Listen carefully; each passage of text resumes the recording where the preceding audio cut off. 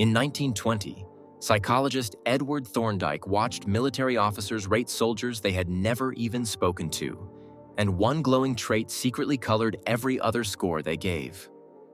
That's the halo effect. A single good impression quietly painting your entire judgment of a person. Here's exactly how Thorndike found it. He asked commanding officers to score each soldier on separate, unrelated traits, things like intelligence, physique, leadership, and character, based only on what they could observe from a distance. In theory, a soldier could be physically strong but not particularly smart, or highly disciplined but a weak leader. The traits had nothing to do with each other. But when Thorndike looked at the results, something strange jumped out. The scores were almost never independent. If an officer rated a soldier as tall and physically impressive, that same soldier also tended to get high marks for intelligence and leadership, traits the officer had no real evidence for at all. One good impression was quietly leaking into every other judgment. Thorndike named it after the glowing halo painted around saints in religious art, a single bright feature that made everything else about the figure look better by association. For decades, that was just a curious finding buried in a military psychology journal. Then, in 1977, two researchers named Richard Nisbett and Timothy Wilson decided to test it properly, and what they found was even stranger than Thorndike's officers. They showed college students one of two videotaped interviews with the same instructor, a Belgian professor with a noticeable accent. In one version, he came across as warm, friendly, and open. In the other, cold and distant. Same man, same script, same accent, same mannerisms. Only his warmth was different. Afterward, students rated him on completely separate categories: his physical appearance, his mannerisms, and his accent. The students who watched the warm version rated his appearance as appealing. The students who watched the cold version rated the exact same face as irritating. Roughly 70% of people flipped their opinion of how he looked, based entirely on how friendly he had acted. His accent and his physical features hadn't changed at all. What changed was one unrelated impression, and it bled into everything else. And here's the part that should genuinely unsettle you. When researchers asked participants afterward whether their liking of the instructor had influenced their rating of his appearance, most people said no. They insisted the two judgments were separate. They were wrong, and they had no idea they were wrong. The halo effect doesn't just bias your judgment. It hides the fact that it's happening at all.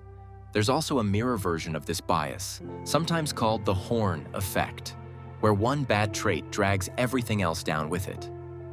A single awkward moment in a job interview or one unflattering photo can quietly poison a stranger's opinion of your intelligence, your honesty, even your work ethic, none of which that moment actually told them anything about.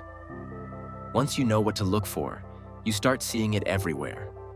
Attractive people are consistently rated by strangers as more intelligent, more trustworthy, and more competent, despite there being no actual link between someone's face and their honesty. Studies of courtroom sentencing have found that defendants judged more physically attractive tend to receive lighter punishments for the same crimes. Job candidates with a firm handshake and a confident smile are frequently rated higher on qualifications that have nothing to do with handshakes or smiles at all. Interviewers walk away convinced they assessed someone's competence, when in reality, they mostly assessed how likable that person seemed in the first 90 seconds. Even teachers aren't immune.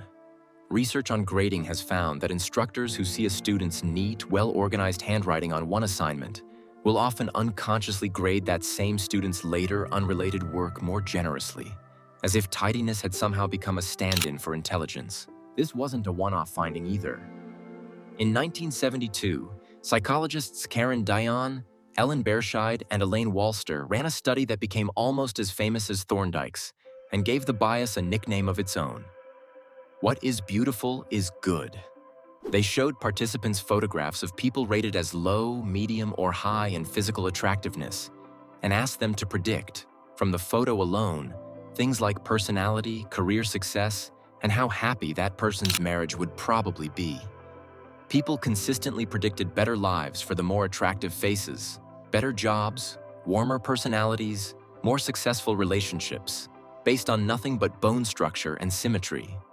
Later research even found this stereotype creeping into performance evaluation. In one classic experiment, judges scored the exact same mediocre performance more generously when it was delivered by a more attractive performer, as if beauty itself had somehow made the actual skill better. Businesses figured this out long before psychologists gave it a name. It's the entire logic behind a brand.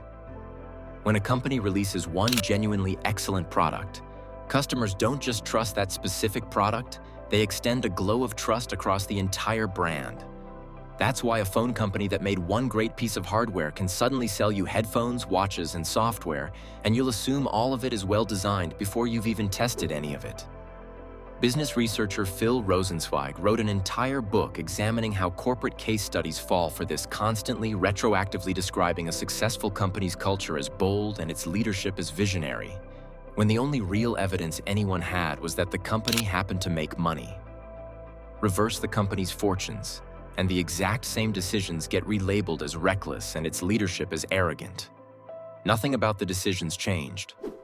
Only the outcome did, and the halo, or its opposite, got painted backward over everything. This is what makes the halo effect different from an ordinary mistake. A mistake you can correct once someone points it out. The halo effect keeps operating even after you've been told about it, because it isn't happening in the part of your brain that reasons things through. It happens instantly, before conscious thought even gets involved, and your mind simply builds a justification afterward that feels like logic. You don't feel like you're guessing. You feel like you're seeing clearly. So the next time you meet someone and immediately sense that they're brilliant or trustworthy or somehow just good, it's worth pausing on that feeling for a second. Ask yourself what you're actually basing it on. Very often, the honest answer is nothing more than a warm smile, a nice voice, or a single strong first impression, quietly glowing outward and coloring everything else about them, whether they've earned it or not.